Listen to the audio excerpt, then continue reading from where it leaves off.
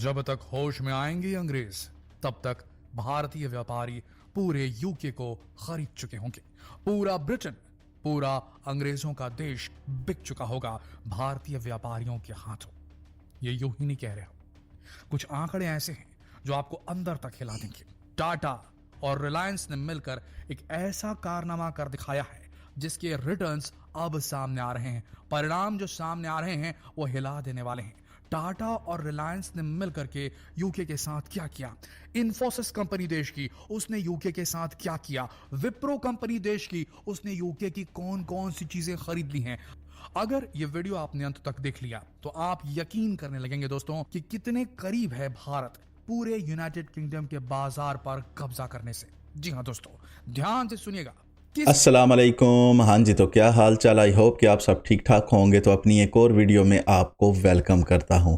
तो वीडियो का टाइटल है जनाब, क्यों भारत इंग्लैंड की सारी कंपनियों को ख़रीद रहा है, why India is buying largest companies of UK, knowledge TV. तो ओरिजिनल वीडियो का लिंक आपको नीचे डिस्क्रिप्शन में मिल जाएगा। तो अगर आपको वीडियो अच्छी लगे तो लाइक ज़रूर कीजिएगा, और अगर आप कोई भी वीडियो मुझे सजेस्ट करना चाहें तो आप इंस्टा का या कमेंट सेक्शन का यूज़ कर सकते हैं। तो बगैर देर किए वीडियो को स्टार्ट करते हैं। किस स्ट्रेटेजी के साथ में टाटा ग्रुप यूके की कंपनियों को खरीद रहा है?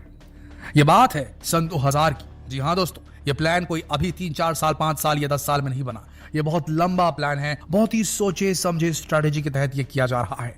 टाटा कंपनी ने सन 2000 में टेटली, नाम आपने जरूर सुना होगा, टीवी एड आपने देखा होगा, टेटली जो टी कंपनी थी उसे खरीद लिया। अब टेटली एक ब्रिटिश कंपनी थी और उस वक्त जब इसे खरीदा गया तो महज $407 मिलियन खर्च करके टाटा ग्रुप ने टेटली टी कंपनी को खरीद लिया था।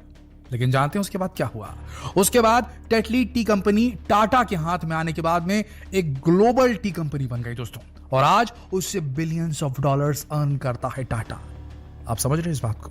भारत टाटा टी देश में बेचता था और उसी बिजनेस को उसने समझने के बाद में जाकर के यूके की उस कंपनी को खरीदा, टेटली कंपनी, जो ऑलरेडी एक, बोलना चाहिए, देखिए यूके जो है वो एक फाइनेंशियल पावर हाउस है, आप मानना पड़ेगा। जरूर ये बात सच है कि भारत की जो जीडीपी है वो 3.3 ट्रिलियन है और यूके की जो जीडीपी है वो 3 ट्रिलियन है, कम है। लेकिन यूके पूरी दुनिया का सेंटर रहा है हिस्टोरिक टाइम से, तो उसके कनेक्शंस बहुत ज्यादा हैं। और टेटली टी कंपनी के पास में वो टेक्नोलॉजी थी जिससे टी, जो चाय है, उसको यूरोपियन मार्केट, जो अंग्रेजों का मार्केट है, जो गोरों का मार्केट है, वहां पर कैसे मार्केट करना है, कैसा उसका कंपोजिशन होना चाहिए था, उनको मालूम था टेटली टी कंपनी को। तो भारत के अंदर टाटा कंपनी ने अपनी चाय बेची, इस मार्केट को समझा, पर फॉरेन कस्टमर्स को हैंडल करने के लिए कोई ऐसी कंपनी चाहिए थी जिसके पास में वो ट्रिक मौजूद हो। और बड़ी स्ट्रेटेजी के तहत टाटा ने जब चाय पत्ती के इंडस्ट्री में आगे बढ़ने की सोची तो उन्होंने सीधे टेटली को अक्वायर कर लिया और उसकी सारी टेक्नोलॉजी उसके हाथ में आ गई। और उसकी मदद से इंडिया में जो व्यापार किया था टाटा ने चाय पत्ती की इंडस्ट्री में, उसको इस्तेमाल करते हुए, यूके की टेक्नोलॉजी का इस्तेमाल करते हुए टेटली कंपनी को वर्ल्ड लीडर बना दिया। टी, वर्ल्ड ग्लोबल टी जो कंपनी उसे बना दिया और बिलियंस ऑफ प्रॉफिट उससे कमा रहा है। ध्यान से सुनिएगा। उसके बाद क्या किया टाटा ने? टाटा की एक और सब्सिडरी कंपनी, नाम है टाटा केमिकल्स। हम सब जानते हैं कि भारत के अंदर टाटा सॉल्ट हर घर में आता है। तो दोस्तों, इसी बिजनेस को आगे बढ़ाने के लिए टाटा ने क्या किया? टाटा ने चेशायर सॉल्ट होल्डिंग की पेरेंट कंपनी ब्रिटिश सॉल्ट, इसके जो है 40% स्टेक इसके खरीद लिए। आप समझ रहे हैं? जिस व्यापार को उन्होंने भारत में सक्सेसफुल बनाया, उसी व्यापार को यूरोप में सक्सेसफुल करने के लिए, यूके में सक्सेसफुल करने के लिए, यूएसए में, कनाडा में, उस पूरे रीजन में सक्सेसफुल करने के लिए उन्होंने वहां की जो हिट कंपनी थी जिसका नाम चेशायर सॉल्ट होल्डिंग बताया जाता है, उसकी पेरेंट कंपनी जो है ब्रिटिश सॉल्ट, उसे खरीद लिया।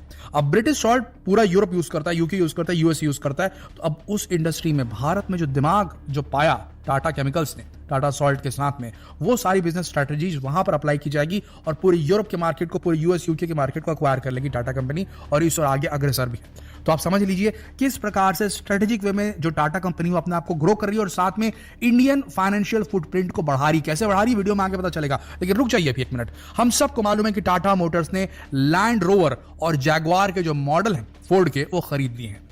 तो इतना ही नहीं किया है, लेकिन सबसे बड़ी बात आपसे छिपी है, और वो बात यह है कि टाटा ग्रुप ने 4 बिलियन यूरो, भैया न रुपीस न डॉलर, यूरो ज्यादा है, वो 4 बिलियन यूरो जो है यूके की गीगा फैक्ट्री, जो कि 2023 के अराउंड हुआ ये डील, उसमें जो है इन्वेस्ट करने की बात कर दी है।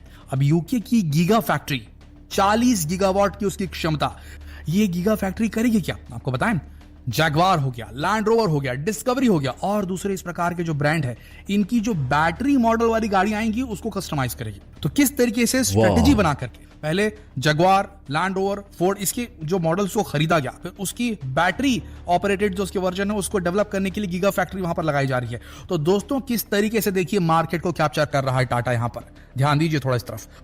अगला प्लेयर और भी ज्यादा बुद्धिमान दिखता है यहां पर, और वो प्लेयर कोई और नहीं है, रिलायंस इंडस्ट्री है भारत की। ध्यान से सुनिए किस तरीके से इन्होंने यहां पर काम किया है। फैराडियन लिमिटेड, ये फैराडियन लिमिटेड जो है ये बैटरी बनाती है, समझ रहे ना, बैटरी आने वाले टाइम में बैटरी काम आने वाली है, गाड़ियों में यहां वहां हर जगह बैटरी काम आने वाली। तो फैराडियन लिमिटेड को 100 मिलियन पाउंड में 2021 में खरीद लिया रिलायंस इंडस्ट्रीज ने, ठीक है। उसके बाद देखिए चतुरता, यहां चतुरता बहुत जरूरी है भाई। Indian business mind, Gujarati business mind बहुत खतरनाक होता है, समझिए थोड़ा इसको। रिलायंस इंडस्ट्री ने British toy maker company Hamleys को खरीद लिया। अब हैमलीज किस चिड़िया का नाम है? हैमलीज मल्टीपल कंट्रीज के नाम अराउंड द वर्ल्ड जो ज्यादा पे करती है, डॉलर्स में पे करती है, पाउंड में पे करती है, उस वाली कंट्रीज के अंदर में, ज्यादातर कंट्रीज के अंदर में 168 उसकी शॉप्स थी। हैमले टॉय कंपनी की, टॉय मेकर था वो। पहले तो हैमले को पूरा खरीदा और अलग अलग कंट्रीज में उसकी जो शॉप्स थी, खतरनाक शोरूम होते हैं इनके हैमले टॉयज वाले के, वो सब उसके अंदर आ गए और सारे जगह इनका मार्केट फैल गया ऑटोमेटिकली खरीदते साथ। दूसरा काम क्या किया रिलायंस इंडस्ट्रीज ने? 18 स्टोर भारत के अंदर खोल दिए हैमलीज के, 29 सिटीज के अंदर में। अब समझ लीजिए तो किस तरीके से मार्केट को स्प्रेड किया गया, नए कस्टमर्स पाए गए, उनकी टेक्नोलॉजी जो हिट प्रोडक्ट था, उनकी टेक्नोलॉजी थी, उनका हिट प्रोडक्ट था हैमलीज टॉय का, उसको भारत में भी लाके यहां पर बिजनेस किया जा रहा है और अराउंड द वर्ल्ड भी उसको फैलाया जा रहा है। देखिए किस प्रकार से फुटप्रिंट रिलायंस इंडस्ट्री बढ़ा रही है। उसके बाद भैया ये तो बहुत पैसे वाले लोग हैं रिलायंस वाले।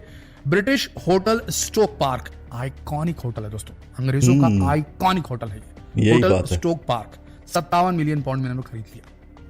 तो इस तरीके से रिलायंस इंडस्ट्रीज भी धीरे धीरे करके वहां पर इन्वेस्टमेंट करते जा रही है। बात करें विप्रो की, विप्रो ने जो कारनामा किया वो आपको अच्छे से समझा देगा कि ये जो इन्वेस्टमेंट हो रहे हैं वो भारत में क्यों नहीं किए जा रहे हैं और वहां करने से क्या फायदा मिल रहा है और भारत में करने से हमें क्या मिलता है। थोड़ा आपको बता रहे हैं, ये भी एक कंट्रोवर्सी है कि आवाज ये उठ रही है कि इतनी बड़ी बड़ी कंपनियां जहां फायदा मिल रहा है वहां जाके इन्वेस्टमेंट कर रही है, सारा पैसा भारत से जो इन्होंने कमाया ये जाकर के दूसरे देशों में डाल रहे हैं और हमारे देश के अंदर कोई फैक्ट्री नहीं डल रही है और हमारे देश के अंदर जो लड़के हैं, जो लड़कियां हैं, नौजवान हैं, वो बेरोजगार हैं। ये सवाल आपके दिमाग में आ रहा होगा ना, ध्यान से सुनिएगा, इसका भी जवाब है हमारे पास।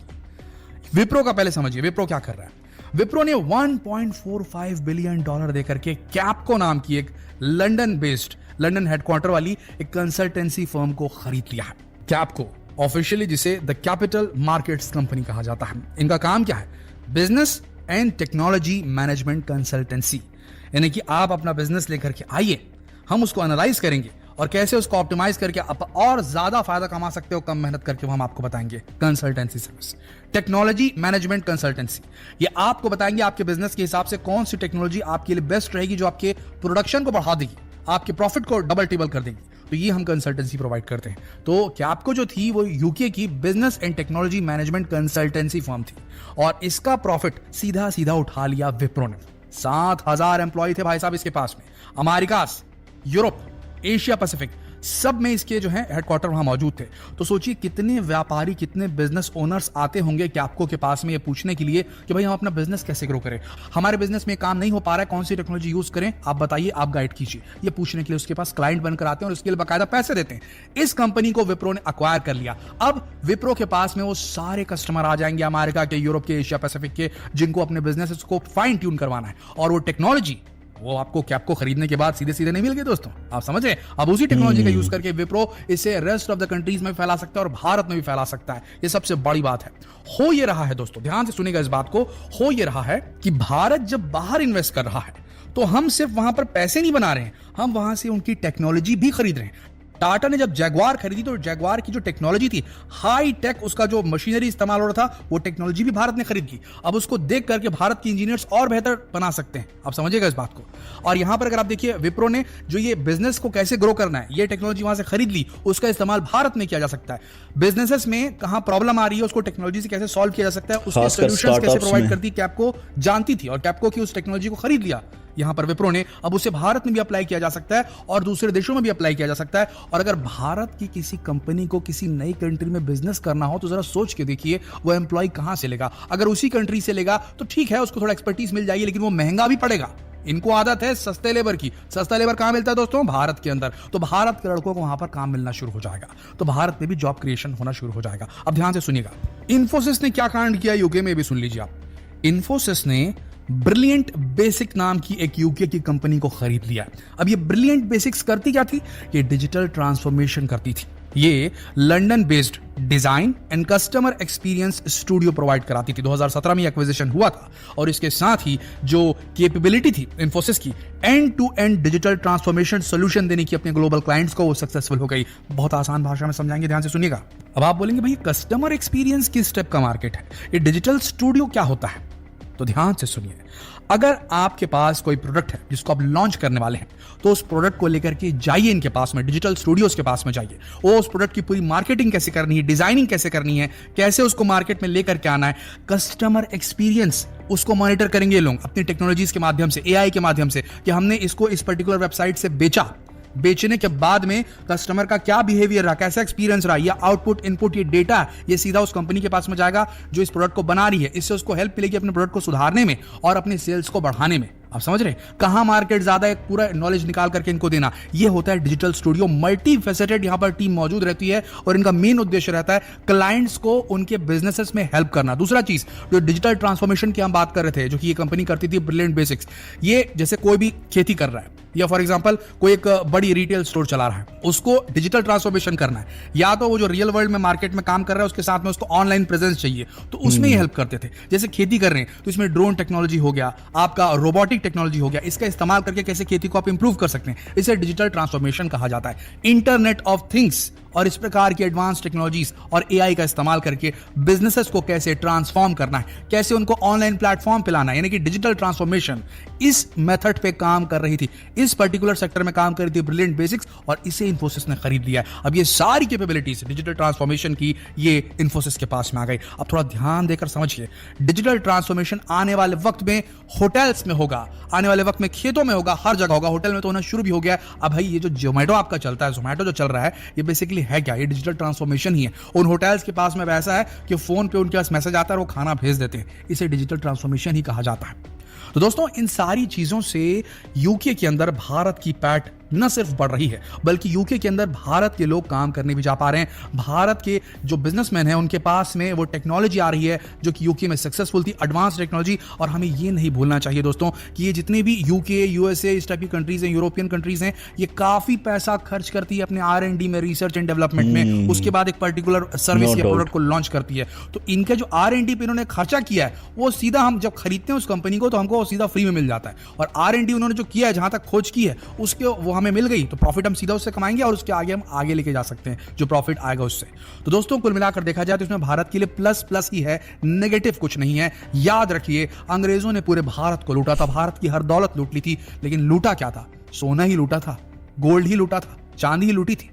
लेकिन आज भारत क्या कर रहा है? उनसे उनका ज्ञान लूट रहा है, उनसे उनकी टेक्नोलॉजी लूट रहा है और उस टेक्नोलॉजी को प्लेटफॉर्म बनाकर पूरी दुनिया के साथ व्यापार करने का प्लान बना रहा है। तो आशा करते हैं दोस्तों भारत का ये कदम आप सबको जरूर भाया होगा। और अगर ये वीडियो आपको इंटरेस्टिंग लगा तो इसे बिल्कुल अपने तक ना रखें, इसे हर भारतीय के साथ शेयर करें, फेसबुक पर, व्हाट्सएप पर, यूट्यूब पर, बस शेयर कर दीजिए।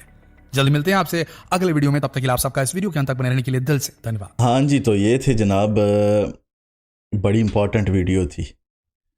मैं यही सबसे पहले बात करने लगा था जो वीडियो के एंड पे उन्होंने की है कि आप देखें कि ईस्ट इंडिया कंपनी यहाँ पे मसाले ख़रीदने आई थी। उस टाइम इंडो पाक इकट्ठा था, तो सब कॉन्टिनेंट में ये मसाले ख़रीदने के लिए आए थे। आई थिंक को 10-12 हज़ार लोग थे, तो पूरा इंडिया उन्होंने कैप्चर कर लिया मसाले ख़रीदते ख़रीदते। हमें समझ ही ना आई।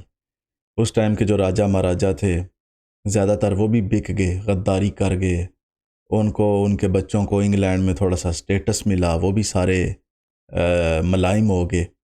तो फिर इन्होंने हमारे ऊपर तकरीबन 100 साल 200 साल हुकूमत की और एट दी एंड हमें जिस हालत में ये छोड़ के गए, अब वो आपके सामने। आज 75-76 साल हो गए हैं। अच्छी बात है, इंडिया ने बहुत डेवलपमेंट की है और कर भी रहा है। जैसे मोदी जी को भी 3rd टर्म मिली है, तो ये और ज़्यादा आगे भी बढ़ेंगे। लेकिन दूसरी साइड पे पाकिस्तान का हाल देख ले तो आज भी वो उसी गरीबी, गुर्बत और वही चीज़ें, बस वही सिस्टम चल रहा है। तो जो सबसे अच्छी बात है जिस पे ये गोरे सबसे ज़्यादा दिमाग लगाते हैं किसी भी चीज़ को लॉन्च करने, कोई भी कंपनी बनाने में, रिसर्च बहुत ज़्यादा ये लोग करते हैं और उस पे ये बहुत ज़्यादा बजट जो है वो स्पेंड करते हैं। तो बना बनाया हुआ सिस्टम जब आपको मिल जाए, वो टेक्नोलॉजी, उनके क्लाइंट्स, उनके एम्प्लॉयज़, हर चीज़ आपको बनी बनाई मिल गई। अब वो आप अपने कंट्री में, दूसरी कंट्रीज़ में, एशिया में, साउथ एशिया में, जहाँ चाहें आप उसको जो है वो अप्लाई कर सकते हैं और आपका बिज़नेस और ज़्यादा फ्लरिश होगा। और कहीं ना भी करें, वही चीज़ उठा के अगर वो इंडिया में सिर्फ ले आएँ, जितनी पॉपुलेशन है, जितना बड़ा मुल्क है, तो आप सोचें कि ये कंपनीज़ और कितना ज़्यादा कमाएंगी। और ख़ासकर जो स्टार्टअप्स हैं वो कितने ज़्यादा और जो है वो फ्लरिश करेंगे और ज़्यादा ऊपर आएंगे। स्टार्टअप्स को कितना जो है वो कामयाबी मिलेगी, सफलता मिलेगी। तो ये चीज़ें सोचने वाली हैं। तो दूसरी साइड पे देखें कि जिस इसमें वैसे ये टॉपिक बनता नहीं, लेकिन मैं थोड़ा सा इसमें ऐड करूँगा कि पाकिस्तान जो है तकरीबन 1-2 अरब डॉलर के लिए IMF की हर अच्छी बुरी शर्त मानने पे मजबूर हो गया है। और हालत ये हो गई है कि माने तो तब भी मरते हैं, ना माने तो तब भी मरते हैं। मतलब आगे भी खाई पीछे भी खाई, रास्ता कोई नहीं है। तो इंडिया की एक एक कंपनी इतने इतने बिलियन डॉलर खर्च करके इंग्लैंड में इन्वेस्टमेंट कर रही है और दूसरी तरफ हालत यह है कि हम IMF से 1 बिलियन डॉलर 2 बिलियन डॉलर के लिए मरे जा रहे हैं। तो इसमें बात फिर वही आती है कि एक सिस्टम की कंटिन्यूटी है, डेमोक्रेसी है, इलेक्शन टाइम पे होते हैं, लोगों के मैंडेट को एक्सेप्ट किया जाता है, रिस्पेक्ट किया जाता है, जिसकी वजह से ये सारी चीज़ें नज़र आती हैं। तो फ्यूचर में देखते हैं कि ये जो अभी सिस्टम चल रहा है UK की बड़ी बड़ी कंपनियां ख़रीदने का, इसका आउटकम क्या निकलता है। तो अभी तक के लिए यही इन्फॉर्मेशन थी जो कुछ ये ख़रीद रहे हैं। तो बाकी तो इसका फ्यूचर में पता चलेगा कि क्या होता और क्या नहीं होता। तो आई होप कि आपको ये वीडियो अच्छी लगी होगी। तो अगर अच्छी लगी हो तो लाइक ज़रूर कीजिएगा। तो मिलते हैं फिर अगली वीडियो में। तब तक के लिए मुझे इजाज़त दें, अपना ख्याल रखें। अल्लाह हाफिज़।